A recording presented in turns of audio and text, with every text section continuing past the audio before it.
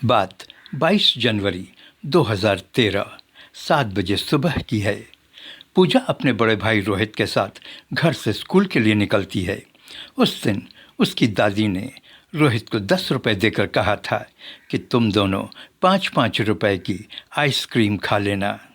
School के रास्ते में पूजा अपने भाई से 5 रुपए मांगने लगती है।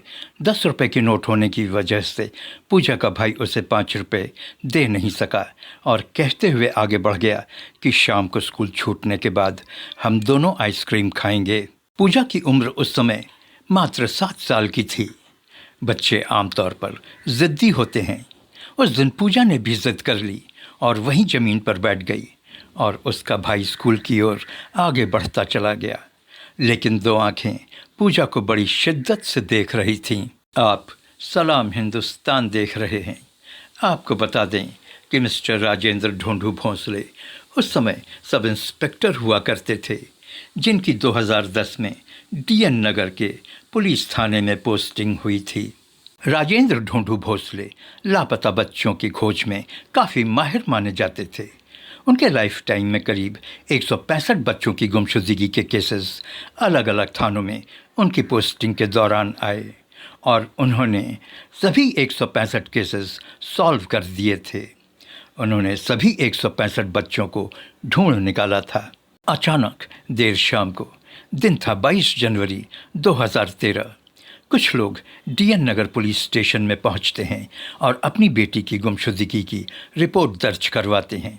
इस केस को दर्ज करने वाला व्यक्ति कोई और नहीं बल्कि सब इंस्पेक्टर राजेंद्र ढोंढू भोंसले थे और ये उनका 166वां केस था।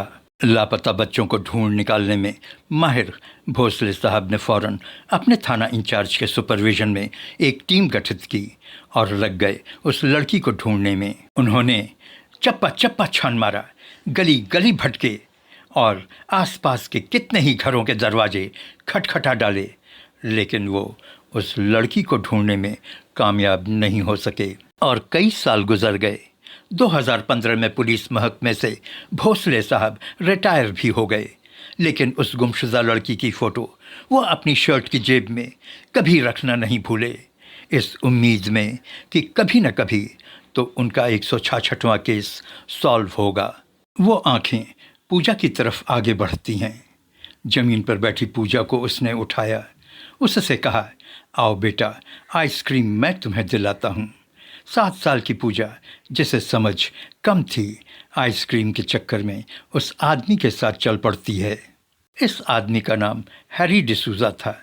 हैरी डिसूज़ा का खुद का कोई बच्चा नहीं था।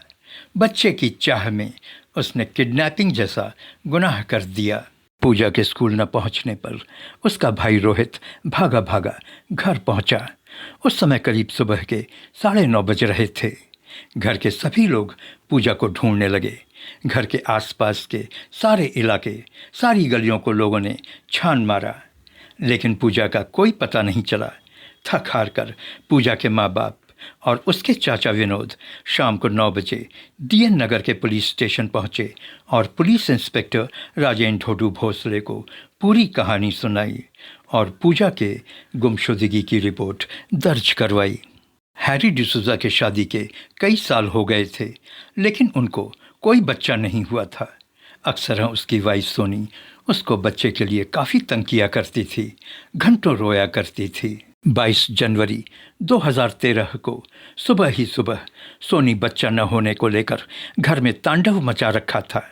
करता न क्या करता, हैरी डिसूज़ा अपने घर से निकलकर सड़क पर आ गया था और तभी उसे सड़क पर पूजा दिखी, जो आइसक्रीम के लिए रो रही थी।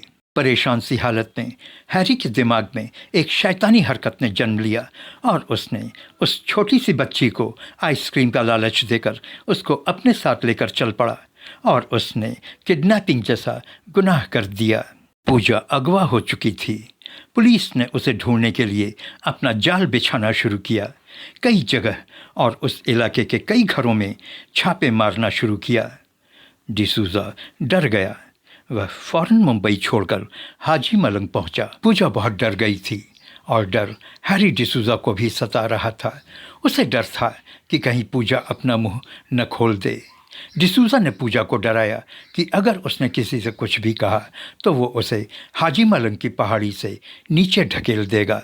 हाजी मलंग में 2 दिन रहने के बाद हैरी डिसूजा अपनी चाची के यहाँ गोवा चला गया, लेकिन कुछ ही दिनों के बाद वो पूजा के साथ विरार लौटा। पूजा के गुमशुदगी का मामला काफ़ी तूल पकड़ चुका था। पुलिस पूजा को काफ़ी सरगर्मी के साथ ढूंढ रही थी। कई स्वयंसेवी संस्थाएं भी पूजा को ढूंढने में लग गई थीं। हैरी डिसूजा घबराकर पूजा को लेकर कर्नाटक के रायचूर भाग गया। कर्नाटक में हैरी ने पूजा को एक किंडरगार्टन स्कूल के हॉस्टल में डाल दिया, लेकिन पूजा बताती है कि उन्हीं दौरान हैरी डिसूजा की वाइफ सोनी को एक बच्ची पैदा हुई। अभी तक डिसूजा एंड फैमिली पूजा का अच्छे से ख्याल रख रहे थे, लेकिन सोनी को बच्चा होने के बाद स्थिति बिल्कुल बदल गई। पूजा को स्कूल से निकाल लिया गया और उन लोगों का बर्ताव उसके प्रति काफ़ी खराब हो गया। 2015 में डिसूजा एंड फैमिली पूजा को लेकर मुंबई लौटते हैं। पूजा बताती है कि डिसूजा और उसकी वाइफ सोनी उसे बेल्ट से मारा करते थे और 24 घंटे उससे काम लेते थे। आगे चलकर उसे किसी के यहाँ बेबी सिटर की नौकरी पर लगवा दिया था। यहीं पर उसकी मुलाकात परमिला देवेंद्र से होती है। परमिला देवेंद्र उसी घर में नौकरानी की हैसियत से काम करती थी। पूजा ने उसे अपनी पूरी कहानी बताई। परमिला देवेंद्र 35 वर्ष की एक समझदार महिला थी। उसे पूजा पर तरस आ गया और उसने गूगल पर पूजा के बारे में सर्च करना शुरू किया। उसे सफलता मिली। उसे एक मोहम्मद रफ़ीक नामक व्यक्ति से फ़ोन करने में सफलता मिल गई। बस फिर क्या था, पुलिस एक्शन में आई। पूजा गौड़ अपने घर पहुंच गई। उसकी माँ खुशी से झूम उठी। 9 लंबे सालों के बाद उसे उसकी खोई हुई बेटी जो मिल गई थी। इंस्पेक्टर भोसले, जो 2015 में पुलिस महकमे से रिटायर हो गए थे, रिटायर हो जाने के बाद भी वो पूजा की तस्वीर अपनी शर्ट की जेब में लेकर घूमा करते थे, इस उम्मीद में कि कभी न कभी पूजा उनको जरूर मिल जाएगी।